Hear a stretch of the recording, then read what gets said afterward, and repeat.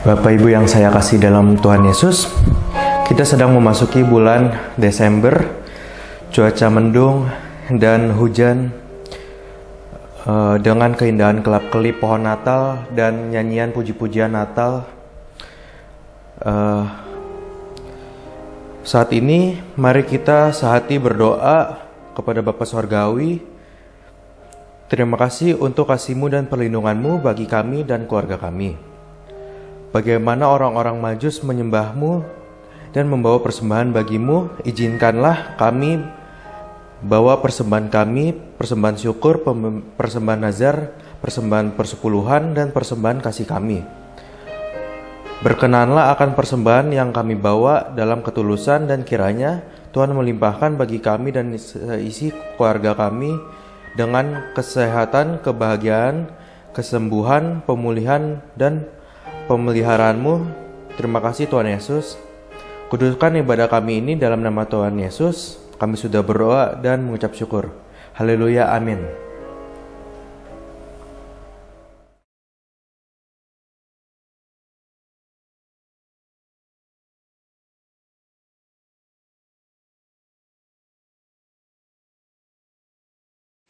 Gua bawa Ii datang ke Cu Yesus, jadi nanti Cikyok pegang Ii ikutin gua ngomong, Ii tiru omong gua biar Cuk Sen lahir baru. Wah, lebih mudah dari yang di belakang. Bisa lihat cicinya nanti ketemu di sana. Lantainya emas. Mau ndak Ii? Kapan dulu ya, Cici, nanti besok Cici bisa ketemu sama saya. Ketemu Neng, kamu di mall, nanti kita di mall, kan sama-sama di mall ketemu. Ini mallnya emas dia punya. Dia punya bunga yang lihat di belakang itu, bisa nari-nari. Bisa nari-nari. Dan kita ini bajunya sutra ini. Ya. Cungkuran baju sutra. Ya. Yang raja-raja dulu pakai yang ya. Wah, ayo diterima ya. Masuk Tuhan Yesus punya kerajaan, yuk. Ayo.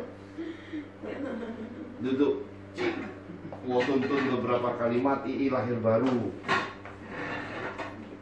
Ayo taruh tangan di sini di dada Ii ya. Ii dengerin, ikutin saya ngomong. Cu Yesus. Cu Yesus. Wow. Bernama Ini nama lengkapnya apa? Nama lengkapnya Teh Kiau Dua.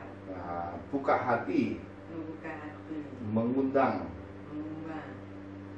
Mengundang Chu Yesus Chu Yesus masuk masuk di hidup saya, jadi Tuhan, jadi Tuhan, jadi Raja. jadi raja. Wo juga mau masuk di kerajaan Chu Yesus. Model masuk di kerajaan Cui. Ya, ketemu Cici, Ketemu Cici. ketemu semua orang-orang yang wow, Ya, terima dalam nama Tuhan Yesus. dalam nama Tuhan Yesus. Tuhan hamba materaikan semua, sebab dengan hati orang percaya dibenarkan, dengan lidah mengaku diselamatkan, seperti Engkau perintahkan pada hambamu hari ini.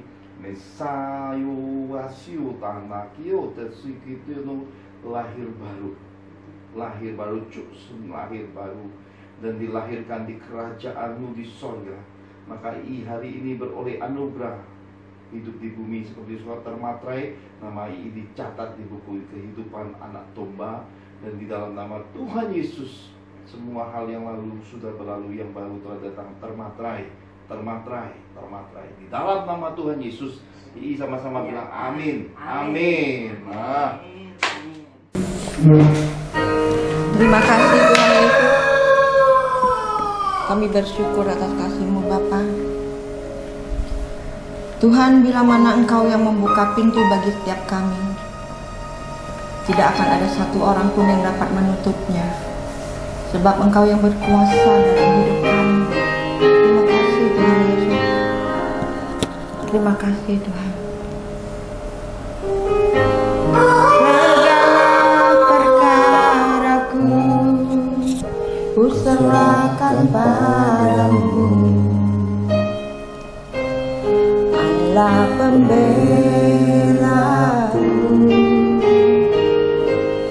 Segala kuatirku ku taruh di kaki-Mu,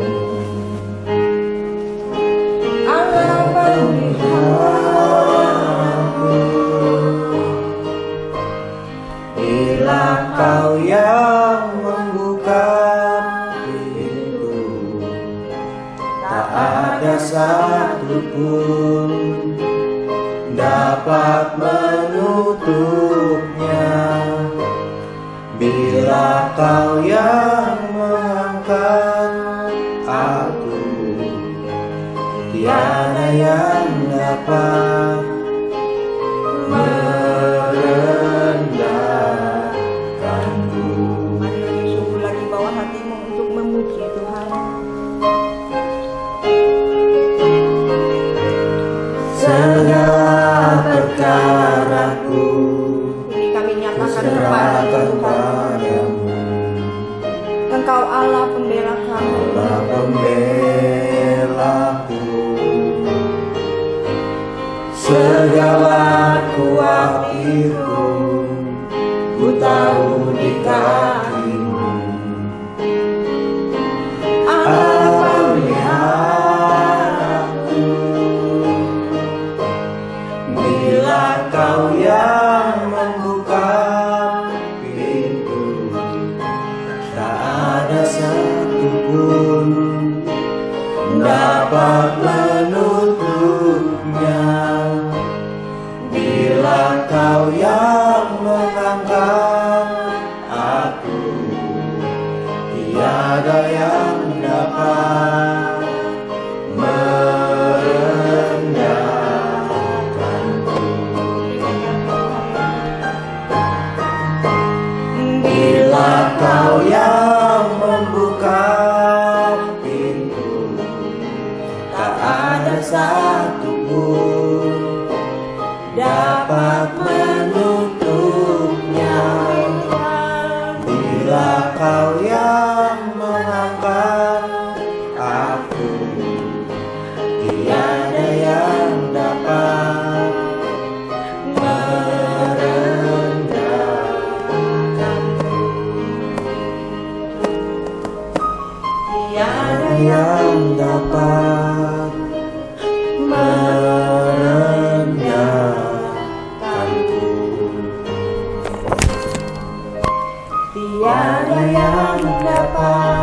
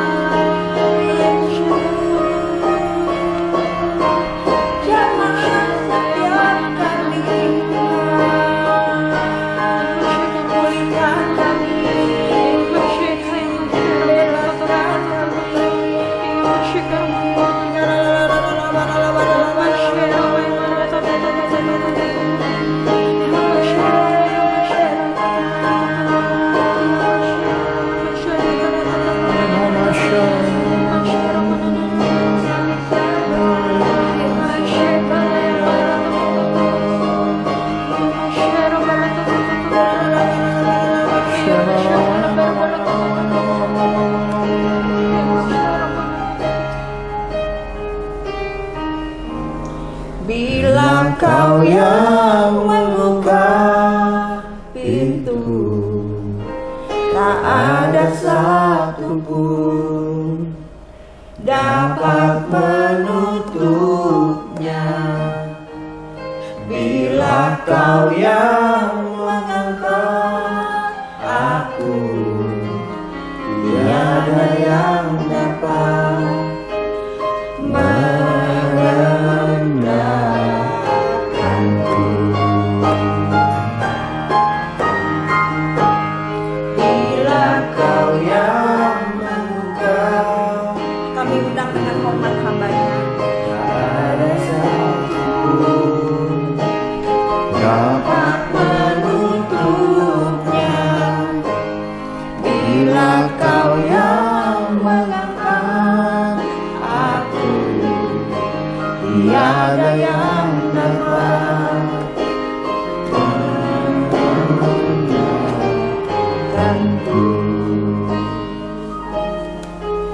Tiada yang dapat merendahkanku.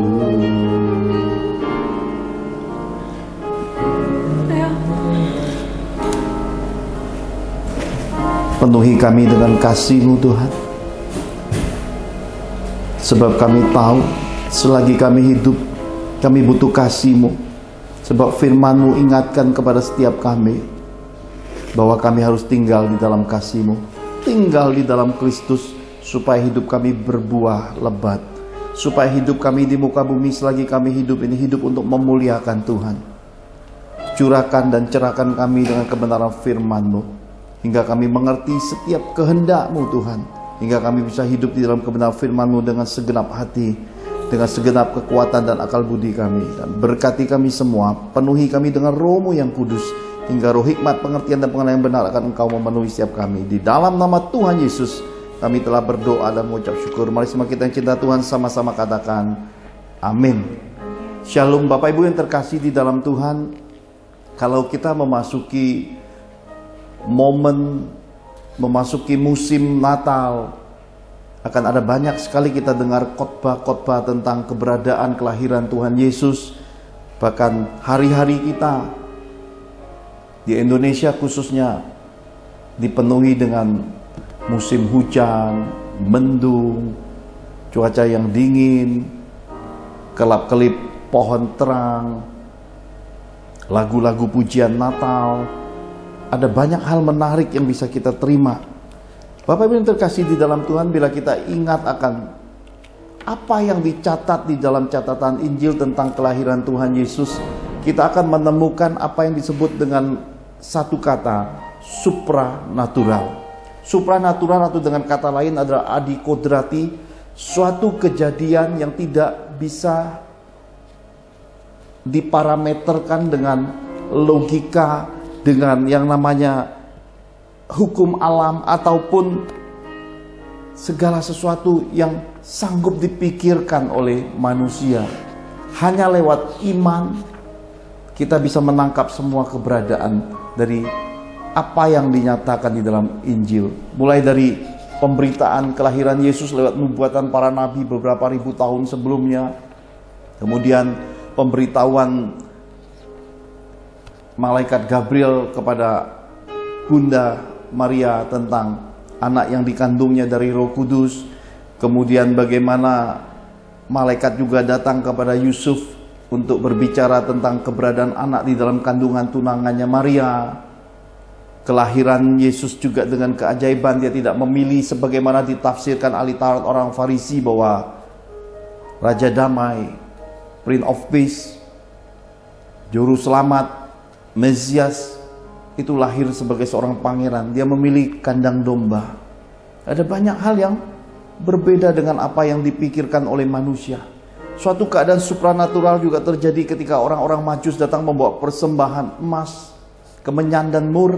Mereka datang kepada bayi yang baru lahir itu mengikuti pergerakan bintang. Karena itu Bapak Ibu terkasih di dalam Tuhan, pada saudara gereja mula-mula lanjutan daripada parts yang ke-25, kita mau belajar tentang supranatural sorgawi.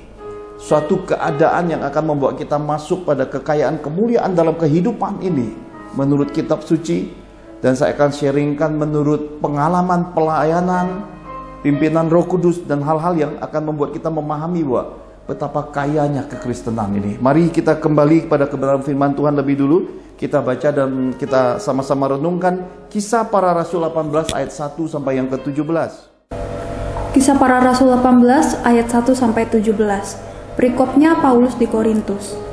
Kemudian Paulus meninggalkan Athena lalu pergi ke Korintus. Di Korintus ia berjumpa dengan seorang Yahudi bernama Aquila yang berasal dari Pontus. Ia baru datang dari Italia dengan Priscilla, istrinya, karena Kaisar Claudius telah memerintahkan supaya semua orang Yahudi meninggalkan Roma. Paulus singgah ke rumah mereka, dan karena mereka melakukan pekerjaan yang sama, ia tinggal bersama-sama dengan mereka. Mereka bekerja bersama-sama karena mereka sama-sama tukang kemah. Dan setiap hari Sabat, Paulus berbicara dalam rumah ibadat dan berusaha meyakinkan orang-orang Yahudi dan orang-orang Yunani. Ketika Silas dan Timotius datang dari Makedonia, Paulus dengan sepenuhnya dapat memberitakan firman, di mana ia memberi kesaksian kepada orang-orang Yahudi bahwa Yesus adalah Mesias. Tapi ketika orang-orang itu memusuhi dia dan menghujat, ia mengebaskan debu dari pakaiannya dan berkata kepada mereka, "Biarlah darahmu tertumpah ke atas kepalamu sendiri. Aku bersih, tidak bersalah. Mulai dari sekarang aku akan pergi kepada bangsa-bangsa lain." Maka keluarlah ia dari situ lalu datang ke rumah seorang bernama Titius Justus yang beribadah kepada Allah dan yang rumahnya berdampingan dengan rumah ibadat. Tapi Krispus, kepala rumah ibadat itu, menjadi percaya kepada Tuhan bersama-sama dengan seisi rumahnya.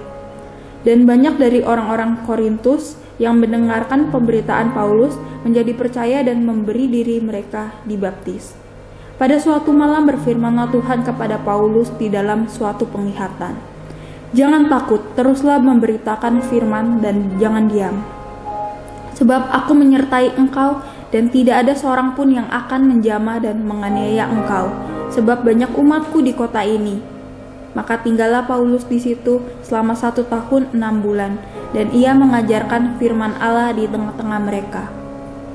Akan tetapi setelah Galio menjadi gubernur di Akhaya, bangkitlah orang-orang Yahudi bersama-sama melawan Paulus, lalu membawa dia ke depan pengadilan. Kata mereka, "Ia ini berusaha meyakinkan orang untuk beribadah kepada Allah dengan jalan yang bertentangan dengan hukum Taurat." Ketika Paulus hendak mulai berbicara, berkatalah Galio kepada orang-orang Yahudi itu, "Hai orang-orang Yahudi, jika sekiranya dakwaanmu mengenai suatu pelanggaran atau kejahatan, sudahlah sepatutnya aku menerima perkaramu. Tapi kalau hal itu adalah berselisihan tentang perkataan atau nama atau hukum yang berlaku di antara kamu, maka hendaklah kamu sendiri mengurusnya. Aku tidak rela menjadi hakim atas perkara yang demikian." Lalu ia mengusir mereka dari ruang pengadilan. Maka orang itu semua menyerbu Sostenes, kepala rumah ibadat, lalu memukulinya di depan pengadilan itu. Tetapi Galio sama sekali tidak menghiraukan hal itu. Amin. Amin. Bapak Ibu yang terkasih di dalam Tuhan, Saulus yang sudah diubahkan jadi Paulus ini bertemu dengan sepasang suami istri yang bernama Aquila dan Priscilla. Hal pertama yang Tuhan pesankan lewat kegerakan gereja mula-mula di bagian yang ke-25 ini adalah sehati dan saling memberkati. Bapak Ibu yang terkasih di dalam Tuhan, di dalam rumah tangga saja, saudara-saudara terkasih, terkadang kita bisa melihat ada banyak hamba-hamba Allah diurapi, hamba-hamba Tuhan yang dipakai luar biasa, tapi punya garis keturunan yang brengsek sekali.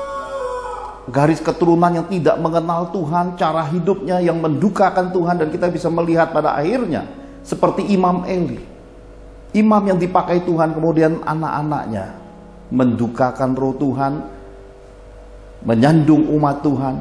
Cara hidup mereka tidak meneladani orang tuanya sama sekali. Ini berarti ada banyak kejadian di dalam kitab suci. Bahkan dari dulu hingga sekarang dipesankan Tuhan, sehati dan saling memberkati ini harus ada di dalam kehidupan. Kitab suci mengajarkan dengan jelas sekali bagaimanakah norma etika di dalam kehidupan seorang pribadi Kristen. Seorang wanita menutupi auratnya, Mereka tidak mengumbar auratnya, karena kecantikan dari seorang wanita itu dari dalam, inner beauty-nya. Mereka menutupinya. Bahkan kepada seorang wanita dalam kitab suci dipesankan di dalam pertemuan jemaat tidak boleh banyak bicara. Seorang wanita tidak diizinkan meleter di dalam kumpulan jemaat Tuhan pada kegerakan gereja mula-mula. Hal ini dipesankan secara tegas bahwa wanita adalah bagian yang melengkapi dari kehidupan seorang pria, karena seorang pria adalah raja, imam, dan nabi. Bahkan kita bisa mempelajari di dalam kitab Taurat 10 perintah Allah. Dikatakan, hormatilah ayah ibumu maka lanjut umurmu di bumi. Ini bicara tentang bagaimanakah kita melihat dalam kehidupan ini orang tua jadi berkat. Saya bicara dengan keterbukaan yang akan membuat Bapak Ibu bisa mengkoreksi diri. Bahkan anak-anak kita bisa bercermin lewat refleksi apa yang saya saksikan ini. Ketika saya pergi ke kota Kudus beberapa minggu yang lalu, tambalan gigi saya copot. Saya ingat perkara gigi. Semasa kecil saya tidak punya kesempatan sama sekali untuk merawat gigi. Buru-buru bicara merawat. Kebiasaan kami anak-anak yang lahir di kota Bangka Belitung adalah anak-anak yang cukup makan aja sebenarnya. Bicara perawatan, bicara kehidupan, keindahan terlalu jauh. Maka di usia saya SMP, gigi bagian dalam sudah kropos dan kami sering didera sakit gigi. Dalam keadaan sakit itu pergi ke dokter, dikasih obat, tidak berapa lama giginya dicabut. Jadi di usia muda saya sudah nggak punya gigi geraham. Maka ketika saya menikah, puji Tuhan diberi seorang istri yang mengerti tentang kesehatan dan memahami tentang pentingnya punya gigi. 2 gigi geraham yang tersisa juga kropos dan berlobang. Lalu suatu kesempatan saya pulang ke tanah kelahiran, saya bersama istri kemudian menambalnya, dan gigi ini copot di kota Kudus beberapa minggu yang lalu. Saya bertemu dengan seorang dokter yang sangat senior sekali. Saya suka sekali kenapa pembawaannya, sharingnya, dan perawatan gigi saya yang tambalannya copot itu, saya merasa sesuatu yang unik, sesuatu yang bukan lagi kesusahan, tetapi sesuatu yang datang dari Tuhan. Saya ingat anak-anak saya. Saya diberkati dengan 2 orang anak, 1 anak perempuan, 1 anak laki. Di usia muda mereka, dengan kematian mamanya, saya memilih merawat anak-anak daripada merawat diri. Terkadang mungkin pelajaran ini tidak ada siapapun di dunia ini yang mengajarkan seorang Pak Johan. Saya belajar sendiri dari Tuhan kehidupan namanya berkorban sebagai orang tua kepada anak-anak. Meskipun saya tidak mendapat secara langsung lewat orang tua demikian pengorbanan, keindahan, kebahagiaan, dan masa depan yang diperhatikan itu, saya coba menerapkannya kepada anak-anak saya. Karena saya percaya bukan suatu kebetulan bahwa Tuhan yang disembah Israel, Tuhan yang disembah orang Kristen disebut Allah Abraham, Ishak, Yakub merupakan Yesus Kristus Juru Selamat dunia. Di dalamnya ada kasih, ada roh yang memberitahukan hal-hal yang akan datang. Rehwel saya pasangi kawat gigi. Semua kita tahu untuk pemasangan kawat gigi itu nggak ada kawat gigi di dokter gigi itu nilainya 1-2 juta itu nggak ada. Ya. Semua kita tahu mahalnya pemasangan kawat gigi. Serat giginya juga bentuknya seperti mesin parut kelapa, itu nancepnya keluar. Saya pasangi juga kawat gigi. Jadi kedua anak saya kalau saudara-saudara ketemu giginya rapi sekali. Padahal dengan usia saya yang masih muda dari kematian istri, saya butuh banyak keuangan, punya banyak kebutuhan untuk pribadi. Saya memilih menelantarkan diri sebagai seorang papa. Saya memilih untuk menjadi jembatan bagi anak-anak saya untuk punya masa depan. Saya memilih untuk tidak pegang uang tapi menyerahkan anak-anak untuk punya uang saku. Saya memilih sebuah pengorbanan hidup di balik apa yang disebut sehati dengan Tuhan, sepakat dengan Tuhan, memberkati garis keturunan supaya pada bagian saya semua hal yang tidak memberkati berhenti dan turun kepada anak-anak saya.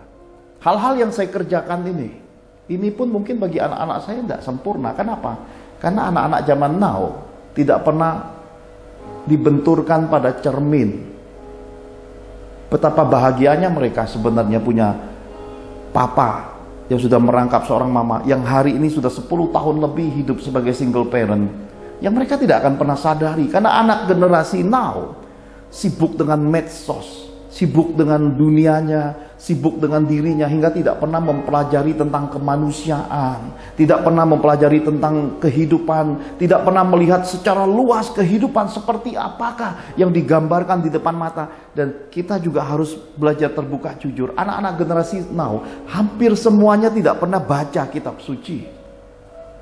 Saya berkata, inilah yang menjadi kemerosotan moral di dalam kekristenan ini. Ada banyak generasi garis keturunan orang-orang Kristen tidak sehati lagi dengan Tuhan. Kenapa? Karena tidak pernah baca hukum-hukumnya, nggak pernah merenungkan firman, tidak pernah melihat kehidupan secara parameter hati, iman, kasih, dan pengharapan. Saya punya seorang papa yang sangat kukuai, sangat unik sekali. Dan Bu Angel suka bilang, Bapak itu luar biasa dalam hidup. Papa yang seperti kungkung ini Bapak bisa jadikan luar biasa. Saya tidak kejar pujian kehidupan manusiawi lagi. Saya belajar untuk menempatkan hidup di bumi seakan-akan akan menjadi bagian dari kerajaan sorga. Hidup pikul salib, sangkal diri, ada banyak hal yang tidak menyenangkan pun saya coba telan sebagai obat untuk saya masuk sorga. Karena Yesus berkata, kasih itu memberi, kasih itu sopan, kasih itu tertib, kasih itu tidak melakukan yang tidak senonoh, kasih itu hidupnya jujur, berkualitas. Kasih Yesus itulah yang mendasari Natal di dalam kehidupan. Maka kita bisa melihat di atas kayu salib, kasih Yesus masih dicurahkan. Dia berkata, Bapa, ampuni, mereka tidak tahu apa yang mereka perbuat dalam kehidupan. Inilah kehidupan, Bapak Ibu yang terkasih. Kenapa? Ketika tambalan gigi saya copot, saya sudah tambal di kota Kudus, sudah selesai, bisa makan di sebelah kanan. Tetapi dalam tempo 1 harian saya sudah paksakan gigi sebelah kiri. Sekarang yang kanan beres, sampai kota Jakarta yang kiri bermasalah. Ketika yang kiri bermasalah, ada suatu perasaan semasa saya masih kecil datang, yaitu rasa sakit gigi yang hebat. Ditambah lagi ada tugas di pendidikan doktoral yang saya mesti resensi 2 buku. Nobody can help me. Tidak ada seorang pun bisa tolong saya dalam kehidupan ini. Sampai umur saya mendekati 50 ini, seluruh dunia saya saksikan, saya sering merasa hidup ini teramat sendiri. Maka segala hal, bahkan dalam pelayanan, dalam kehidupan sebagai single parent, saya merasa tidak ada satu pihak keluarga pun yang mengerti, tidak ada seorang pun yang mau terbuka dan berkata, kasihan ya. Karena saya belajar untuk tidak belajar hidup dari mengasihani diri atau hidup dari rasa kasihan seorang manusia pun di dunia ini. Saya coba hanya hidup dari belas kasihan Tuhan saja. Maka ketika sakit itu mendera, saya memilih untuk berbaring menahannya. Ternyata makin lama makin sakit. Roh Kudus datang seperti biasa. Roh Natal, roh yang membawa Yesus hadir ke dunia ini datang juga di hidup saya dan berkata, pergilah ke dokter tetangga rumah. Seorang dokter yang sudah sangat senior, yang sudah juga hidup sebatang kara karena suaminya meninggal dunia, anak-anaknya semua sudah bertitel bergelar, sudah berkarir. Ketika ketemu, saya sudah berapa kali ketemu ketika jadi panitia pemilihan RT di lingkungan kediaman keluarga De Johan. Dia bertemu lalu dia bertanya, mau apa Pak Johan? Kalian saya bawa Bu Angel juga untuk periksa gigi. Ternyata gigi ini sudah tidak layak lagi. Menurut Bu dokternya harus dicabut. Tetapi dia berkata kalau dicabut tidak bisa makan enak lagi karena tinggal sebatang kara gigi ini. Itulah hidup saya mungkin hari ini. Kalau Bapak Ibu tanya, apa yang Pak Johan pertahankan di dunia ini? Tidak ada lagi yang saya pertahankan. detik ini juga ketika saya duduk di sini, kalau Tuhan berkata pulang nak, saya menyambut semua keputusan Tuhan itu dengan sukacita besar. Tidak akan saya pertahankan. Kasihan Rehwel, kasihan Serat, Bu Angel, Richie. Tidak ada lagi siapapun yang saya kasihani di hidup. Kenapa? Karena saya merasa dengan hidup seperti ini, saya lebih memilih untuk sehati dengan Tuhan. Saya memilih untuk kehendak Tuhan lebih utama. Karena hidup ini isinya seperti yang dikatakan oleh Salomo di dalam kitab pengkhotbahnya. Seluruh area hidup kita ini adalah isinya. Di bawah langit ini sudah ada, pernah ada, dan akan terus ada. Jadi kehidupan ini hanya melelahkan badan. Orang banyak belajar, banyak ini, banyak itu, banyak mimpi, hanya melelahkan badan.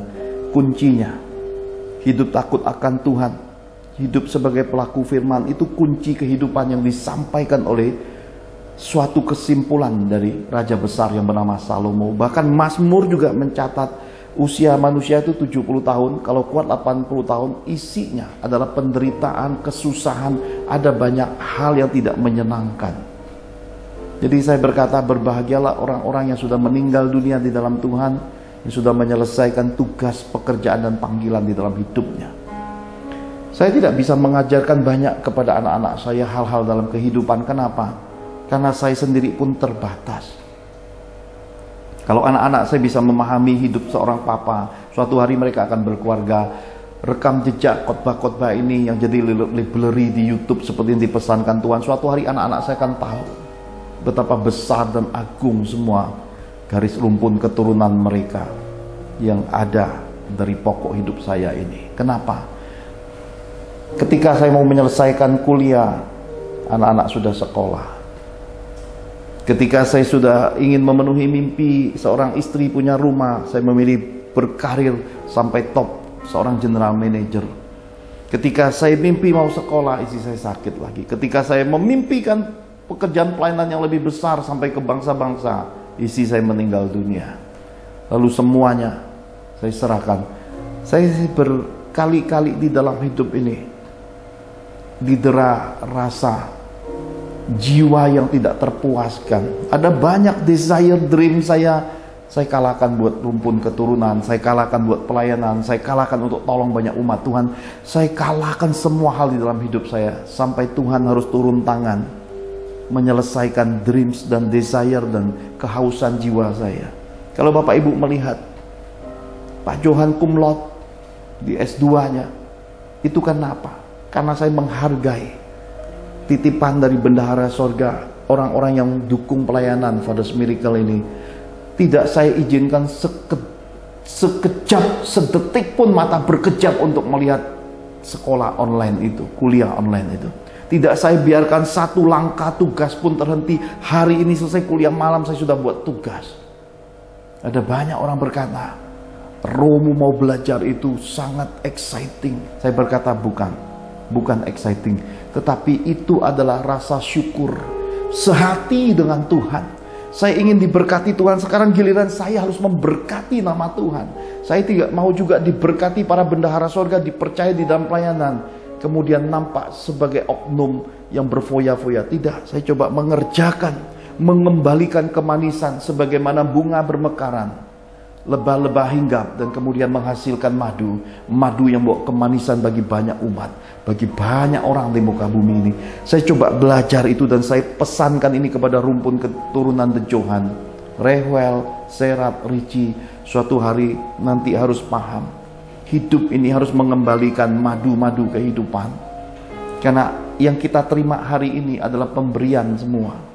Semua yang merupakan giving dari Tuhan, semua yang merupakan dialirkan lewat kehidupan manusia-manusia yang merupakan nenek moyang kita, harus kita kembalikan. Hidup yang bermartabat, hidup yang jadi berkat, hidup yang dapat diwarisi bagi rumpun anak cucunya. Maka kitab suci berkata, ajarkan mereka di jalan, di pembaringan, dimanapun, untuk mempercakapkan, untuk mengajarkan, untuk men-sharingkan tentang Tuhan.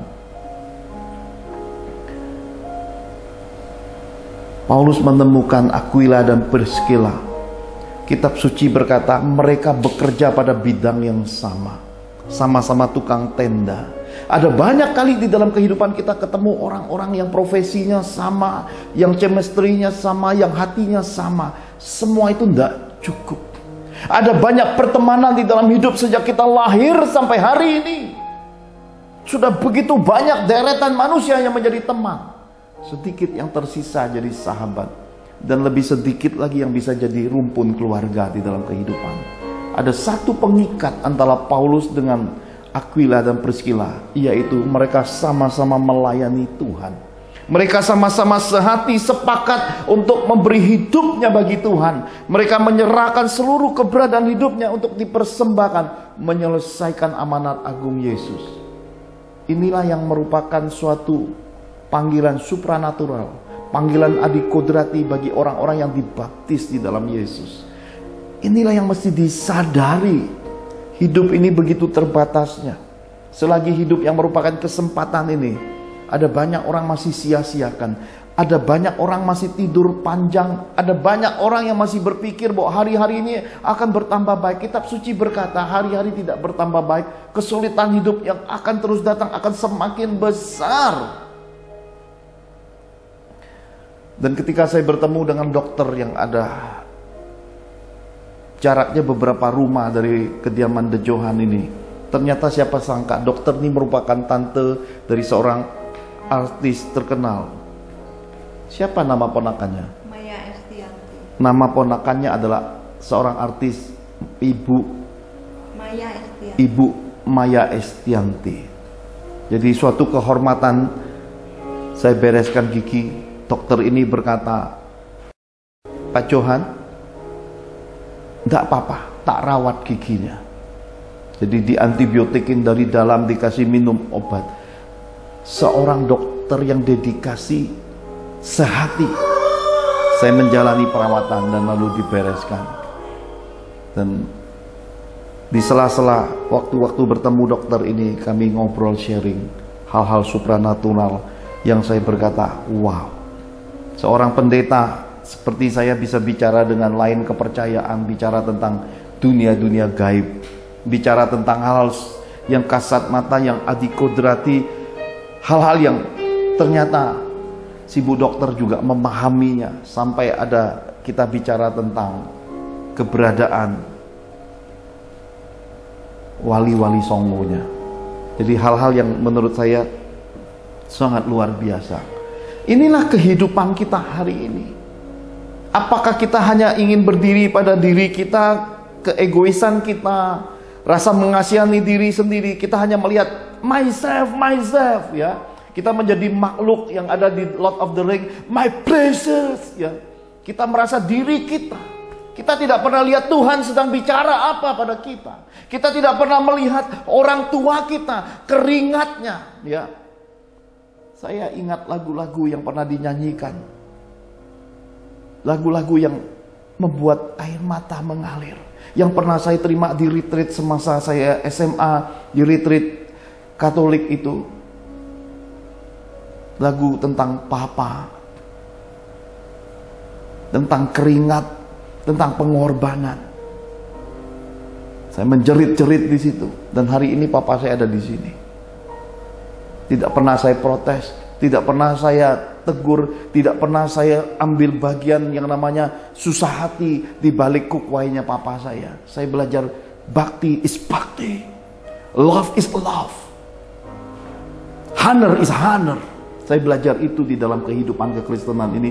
Saya sehati dengan Tuhan karena saya menempatkan firman Allah hidup di dalam hidup di dalam diri saya. Dan saya berkata, saya lakukan yang terbaik. Lihat Papa diam sedikit, termenung sedikit, ada pegang uang sedikit. Saya lebih baik tidak pegang uang, kasih orang tua. Saya coba belajar mempraktekkan kehidupan kekristenan ini supaya makna Natal kelahiran Yesus ini, sebagaimana Yohanes Pembaptis berkata, aku harus semakin kecil, dia harus semakin besar. Kekristenan yang patut diwariskan, kekristenan yang patut dipahami selagi kita hidup. Teramat bodoh dan teramat sia-sia bila hidup hari-hari kita, bila masa remaja kita hanya buang untuk main game. Kita hanya buang untuk berjudi. Kita hanya buang waktu-waktu kita melihat dunia kemaksiatan, pelacuran, pornografi. Kemudian kita buang waktu-waktu kita untuk mabuk, lupakan dunia, masuk narkoba.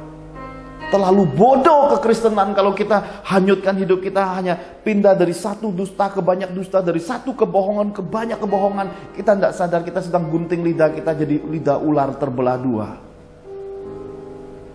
Sorga tidak ada tempatnya bagi pendusta. Sorga tidak ada tempatnya bagi pembohong. Sorga tempatnya adalah bagi orang-orang yang lidahnya isinya pedang. Lidahnya memperkatakan firman. Lidahnya memperkatakan teguran yang membangun. Lidahnya yang berkata tentang hidup itu adalah hidup takut akan Tuhan. Inilah makna yang Tuhan ingin saya sampaikan. Inilah adikodratinya di balik ketika Paulus bertemu dengan Aquila dan Priscilla. Paulus memilih menetap padahal orang-orang ini orang baru yang baru dikenal. Bagaimana mungkin tiba-tiba mereka bisa sehati seperti itu? Yang mengikatnya selain mereka pada chemistry satu bidang pekerjaan, hati mereka hati yang sepakat. Hidup mereka yang punya satu tujuan, hidup untuk memuliakan Tuhan, untuk menyelesaikan pekerjaannya. Makananku ialah melakukan pekerjaan Tuhan. Makananku ialah menyelesaikan pekerjaannya. Kalau Tuhan berkata di dalam hidup ini, belum selesai nak, mengapa engkau harus berhenti? Kalau engkau berhenti, umatku kehilangan suara kemurnianku. Saya harus berjalan lagi tertati-tati di jalan ini. Harus sekolah lagi, ada banyak kesulitan, ada banyak hal. Dan saya harus menerima semuanya sebagai salib tanda saya mengasihi Yesus. Karena itulah Bapak Ibu yang terkasih di dalam Tuhan, saya merasa dari satu hal ke banyak hal, dari satu tangga menuju tangga berikutnya, dari satu kemuliaan naik ke kemuliaan berikutnya. Saya coba menikmati apa yang tersedia di dalam hidup, tidak memilih, tidak membatasi Tuhan, mensyukuri apapun yang Tuhan percaya di dalam kehidupan.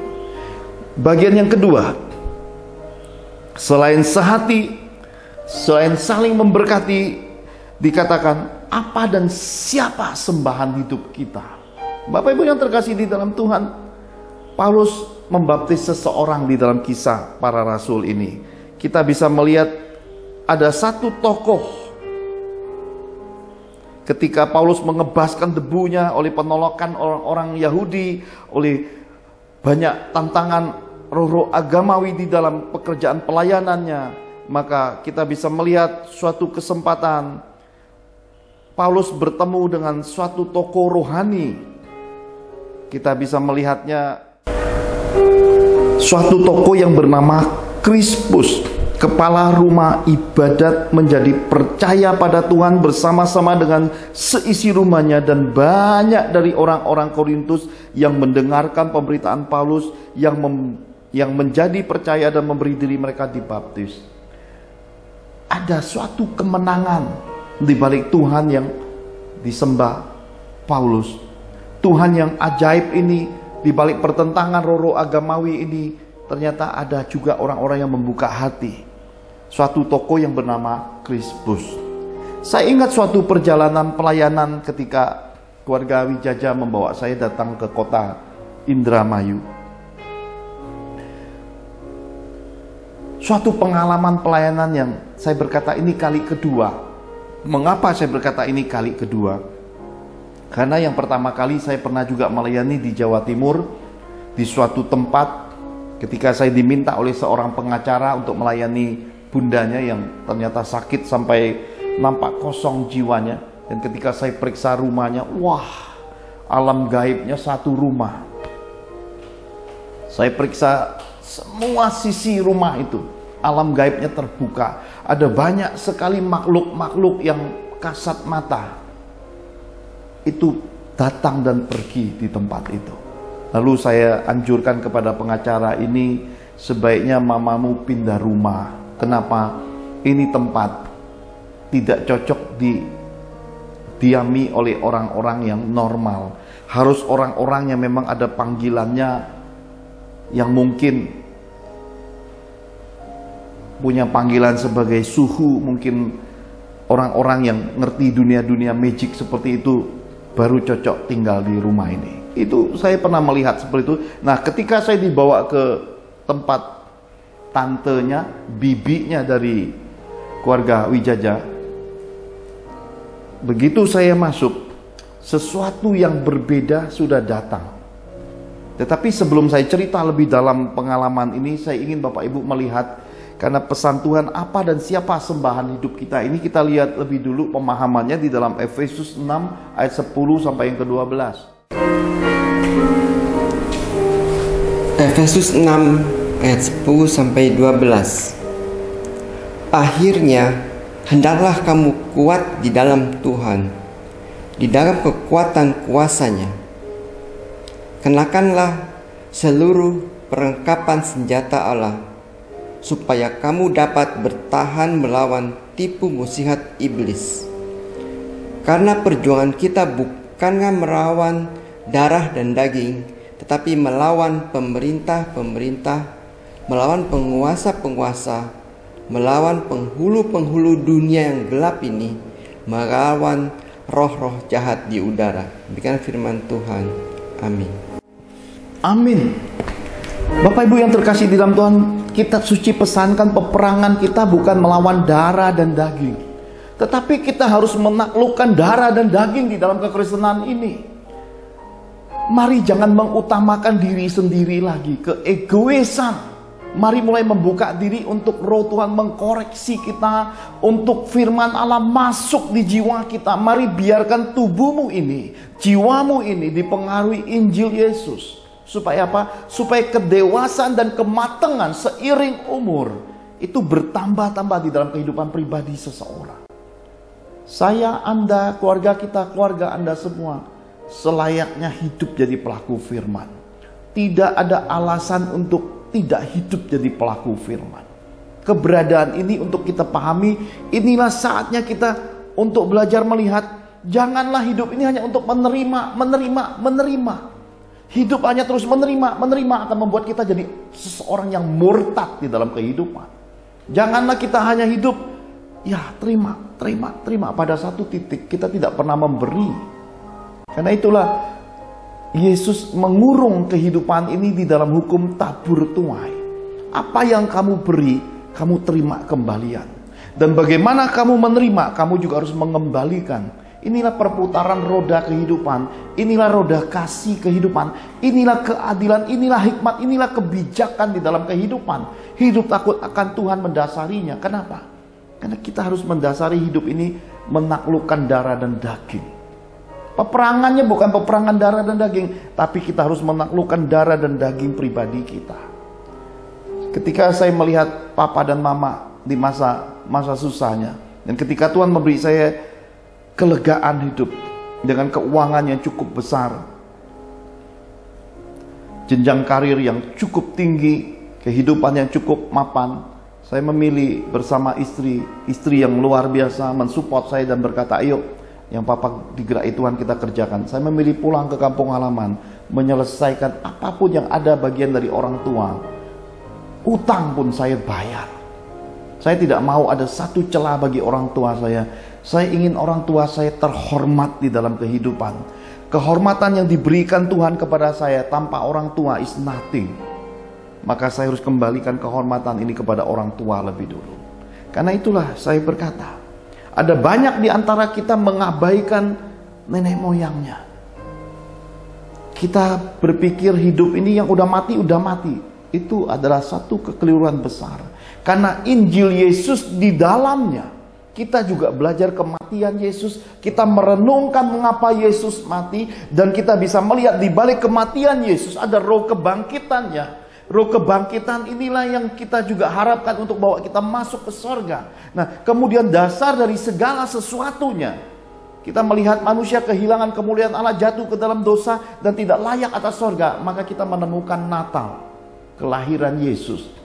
Natal itulah yang harus rest up di hati kita, di jiwa kita.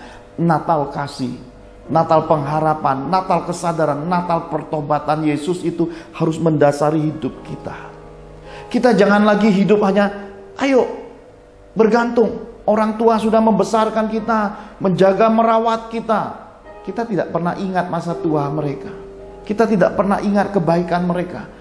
Seperti saya urus anak-anak, wah giginya rapi, bersih, senyum kinclong. Mereka nggak pernah kedatang kepada papanya, Pak, gigi papa gimana? Mereka nggak pernah ingat hal begitu. Sebagaimana saya ingat orang tua, ilmu ini belum turun kepada anak-anak. Kenapa? Karena ilmu ini tidak bisa diajarkan, ilmu ini tidak bisa diwariskan. Ilmu ini harus muncul dari kesadaran akan Tuhan, kesadaran akan firman, kesadaran bahwa hidup ini harus jadi berkat. Kalau ini sudah mendasarinya, maka rumpun garis keturunan kita, sebagaimana Tuhan berfirman, aku mengikat perjanjian kepada Daud. Anak cucumu tak henti-hentinya tidak akan terputus dari kerajaan Israel. Dan ini ternyata terputus. Kenapa? Karena tidak didasari kesadaran dan pengenalan akan Tuhan. Maka Nabi Hosea berkata, umatku binasa karena tidak ada pengenalan akan Tuhan. Tidak guna sebentar anak-anak kita sekolahkan jauh-jauh ke berbagai bangsa. 1000 yang berangkat, nggak nyampai 100 yang sukses dan jadi orang benar. Sebagian besar mengikuti jejak kehidupan, kultur, karakter, dan pergaulan bebas di luar negeri. Dan ketika pulang, dia tidak lagi memanggil pama, dia panggil nama. Cara makannya dan cara ngomongnya. Ya. Bahkan saya pernah melihat, don't speak about God. If you speak about God, I will leave you. I go away. Ada anak-anak yang begitu garangnya.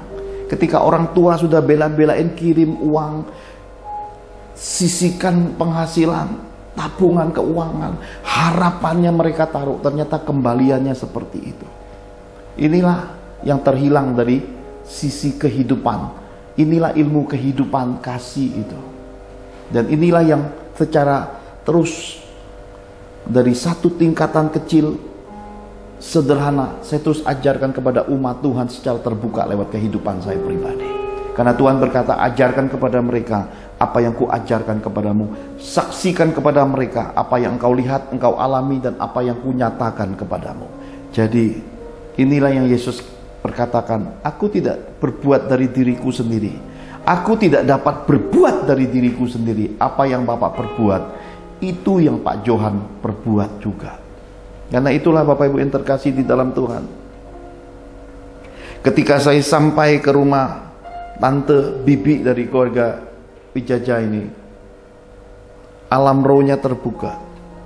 Saya bertemu dengan seorang wanita hidup sendiri, umur 86 tahun. Satu langkah memasuki rumahnya, alam gaibnya terbuka.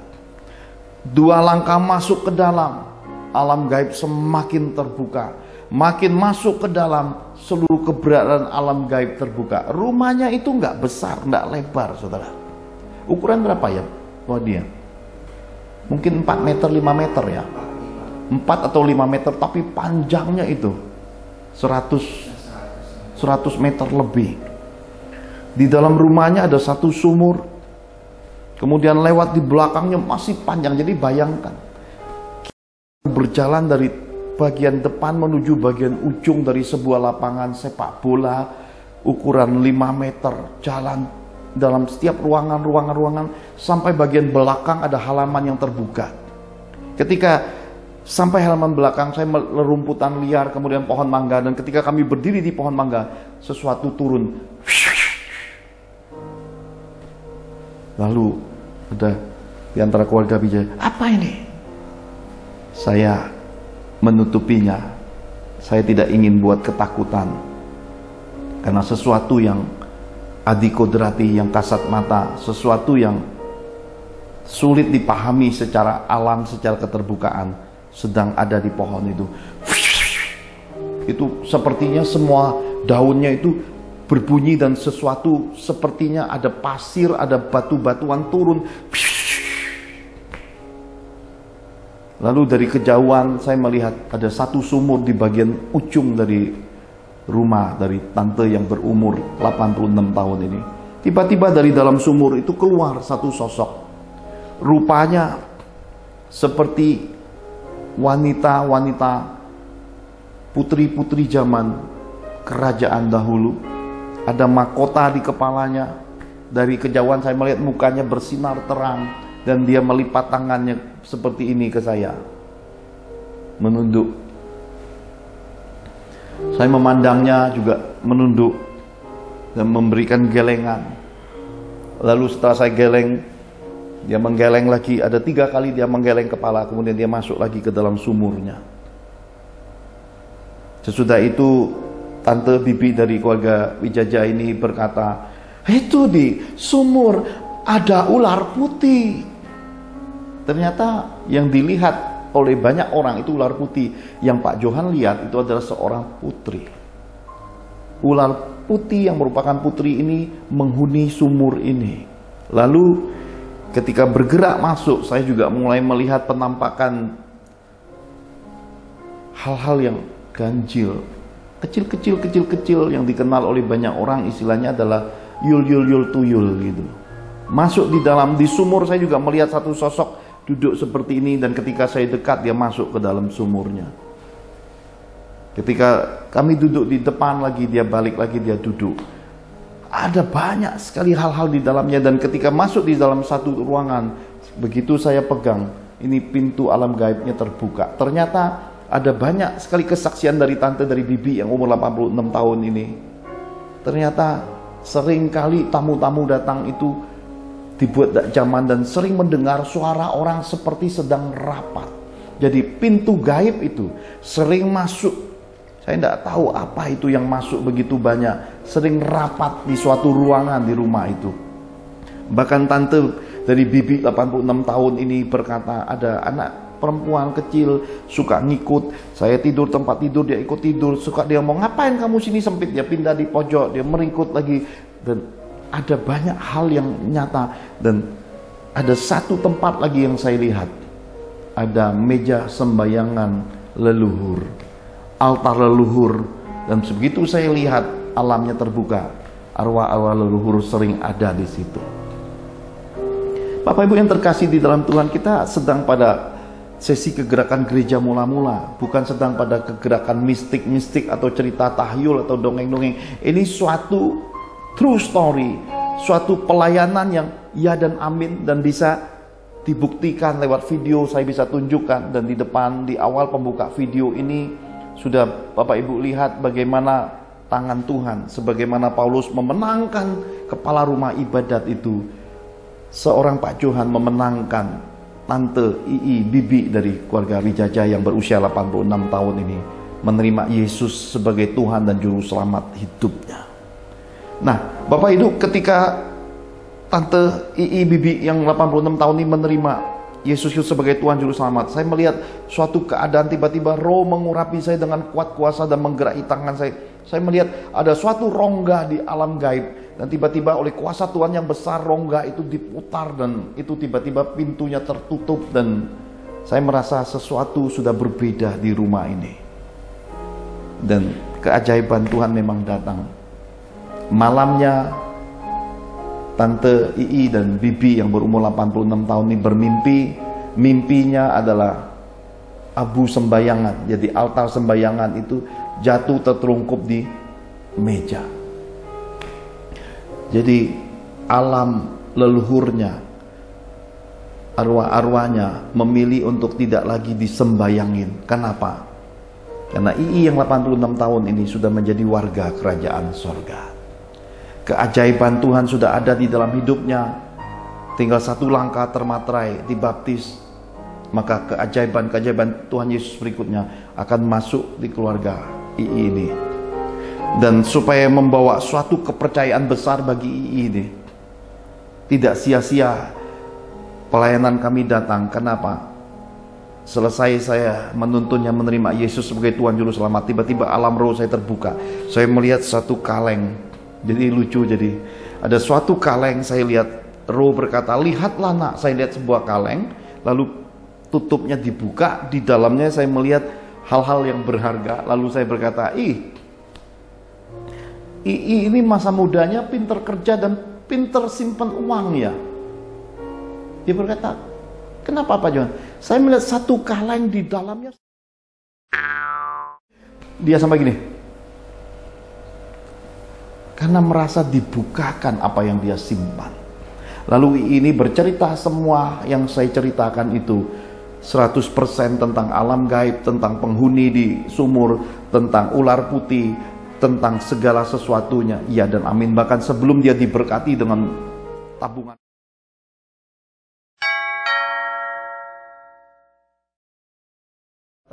Di dalam suatu mimpi dia melihat ada keran dibuka, ada 3 mestika tuk tuk tuk dilempar, plak.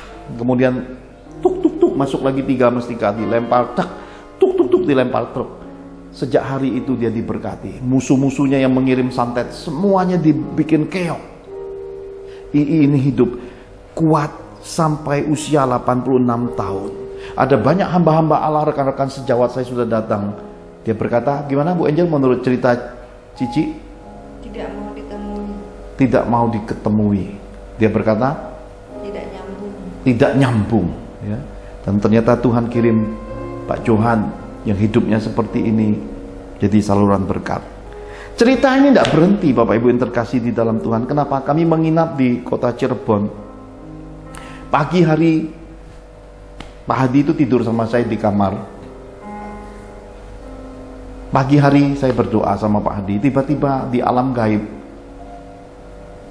yang tadi saya ceritakan, jelmaan dari ular putih yang mendiami sumur keramat itu datang dalam suatu rupa.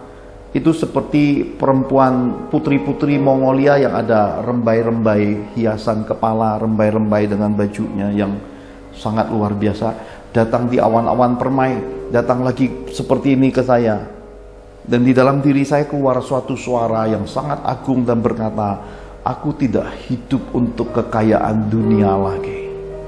Aku tidak hidup untuk apapun kecuali untuk Yesus Kristus Tuhanku. Jadi dalam suatu pengalaman adikodrati supranatural, saya menyatakan kepada makhluk gaib ini, saya tidak mau diikuti oleh apapun di dunia ini kecuali Roh Kudus Tuhan. Lalu sesudah dia juga menyampaikan sembahan, dia pergi dan penglihatan ilahi itu tertutup. Lalu Roh berkata pada saya, nah, siapapun yang diikuti oleh makhluk gaib ini akan dibuat jadi makmur dan kaya raya. Pak Johan ternyata nggak punya lagi daya tarik hal-hal seperti itu di dalam hidup. Atau kata Roh Kudus, orang yang bersekutu dengannya, dia akan bisa membuat kemakmuran buat orang lain. Jadi jenis ini dikenal di dunia sebagai makhluk putih yang bisa tolong banyak orang. Tapi ternyata kekristenan adalah kekudusan, tidak bisa dicampur baurkan dengan apapun di dunia ini.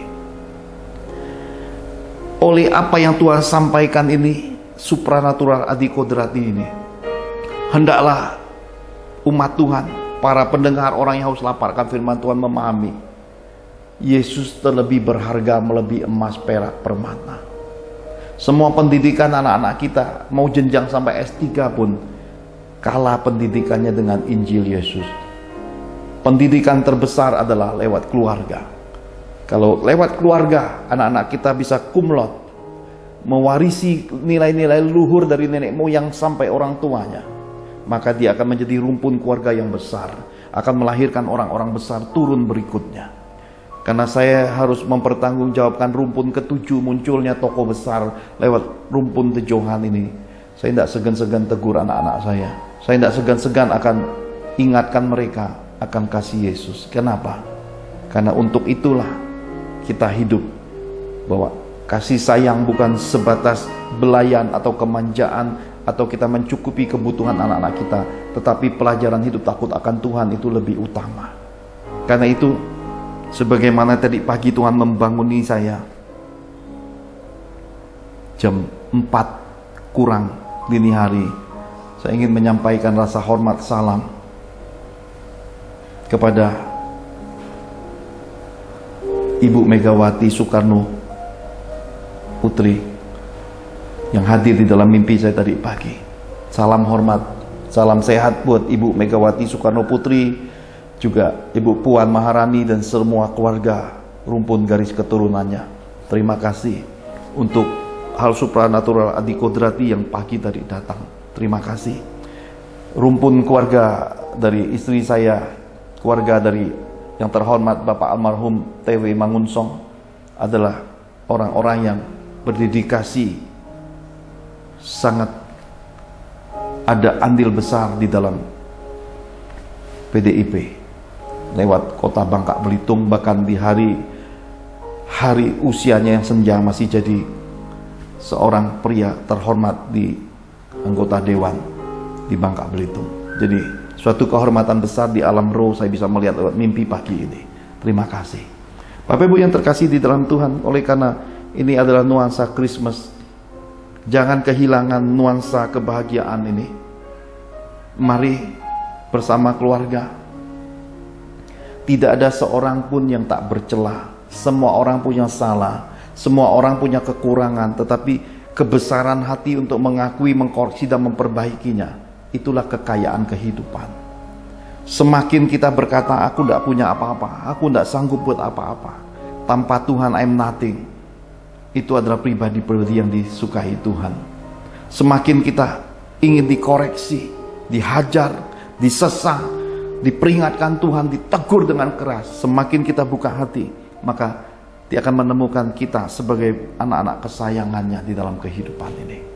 Bapak Ibu yang terkasih di dalam Tuhan, sharing firman Tuhan ini saya bisa bagikan sebagai bagian pembuka dari musim Natal kita di tahun 2021, Natal masa pandemi ini. Saya percaya pesan Tuhan berikutnya akan membawa kita masuk pada kedalaman kasih Yesus dan akan membuat kita semakin menyadari betapa luar biasanya dalam hidup ini punya Yesus Kristus, empunya Natal, empunya kebangkitan, Juru Selamat hidup penebus dunia ini. Mari kita angkat tangan kita sama-sama, kita akhiri ibadah ini. Pastor William Serat akan berdoa dan akan berdoa melepaskan berkat-berkat Bapa Surgawi. Bapak Ibu yang saya kasih dalam Kristus, kita baru saja dicerahkan firman Tuhan tentang hal-hal supernatural yang hanya bisa dipahami melalui iman, hikmat, dan pengalaman pribadi kita bersama Tuhan. Iman kita dalam Tuhan Yesus mengalahkan dunia. Mari kita akhiri ibadah online ini dengan sehati dan sepakat berdoa menerima berkat-berkat Bapa Surgawi. Mari kita angkat kedua tangan kita di hadapan Tuhan. Dalam nama Tuhan Yesus Kristus, terbukalah tingkap-tingkap langit. Semua taburan benih dan ketaatan hidup kita beroleh kegenapan firman-Nya. Kita menabur dan menuai, kita dipeliharanya, kita dibelanya, kita disertainya, dan kita diberkatinya. Maka tercurahlah berkat Bapa Surgawi, engkau akan terus naik dan tidak menjadi turun. Engkau akan menjadi kepala dan bukan ekor, adonanmu, lumbung-lumbungmu, rekening bank dan kas keuanganmu diisi Tuhan penuh. Berkat bangsa-bangsa pun masuk dalam kapasitas hidupmu. Diberkatilah keluargamu, diberkatilah karir bisnismu, diberkatilah studimu, dan diberkatilah pelayananmu. Dalam anugerah Tuhan Yesus, maka engkau beserta keluargamu akan menerima kasih karunia, kesehatan, keberuntungan, berkat 5 roti 2 ikan, pelipat kali gandaan berkat, jawaban doa, berkat terobosan ekonomi dan mujizat-mujizatnya yang ajaib. Dalam Roh Kudus, maka engkau beserta keluargamu termaterai, hidup di bumi seperti di surga.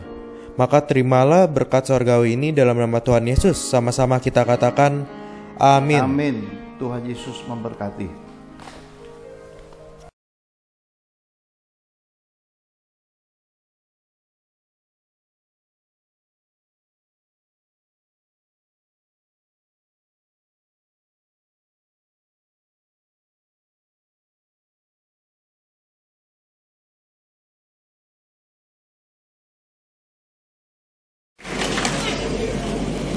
Kami panggilkan Bapak Pratama Putra Johan untuk naik ke atas panggung.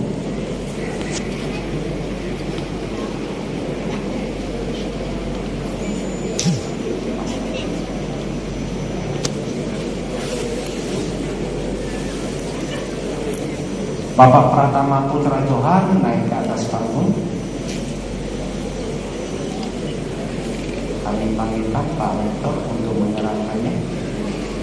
Bapak Rektor hanya di depan panggung ya. khusus buat Pak Pratama Putra Johan. Ya, boleh diangkat pialanya Pak Johan.